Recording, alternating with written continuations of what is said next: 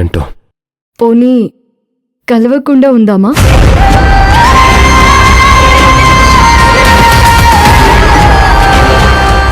అది అలా పారిపోతే, కలవకపోతే, దూరంగా వెళ్ళిపోతే మనం తప్పు చేసిన వాళ్ళం అవుతాం కదా. నేను ప్రేమించిన వాడు ఎలాంటి వాడో మా అక్కకి తెలియాలి. గుడ్ సెలెక్షన్ అనాలి. మన పెళ్లికి ఎలాంటి అభ్యంతరం, ఎలాంటి ఆలోచన లేకుండా ఓకే చెప్పాలి. అంటే మీ అక్క చెప్తే ఆగిపోతావా? మీ అక్క వద్దంటే పెళ్లి చేసుకోవా? చేసుకోను.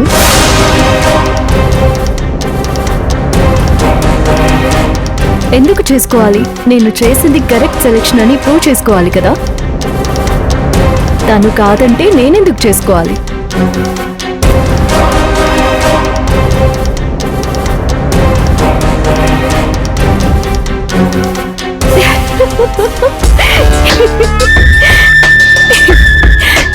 కంగారు పడ్డావు కదా, జస్ట్ జోక్ చేశాను సరేనా?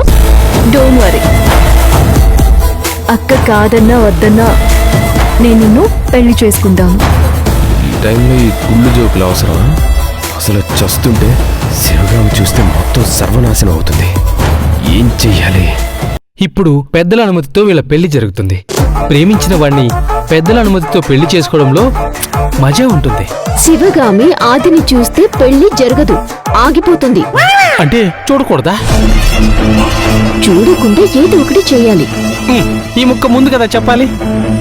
దానికి కావలసిన ఏర్పాట్లు చేయాలి. టైం తక్కువ ఉంది.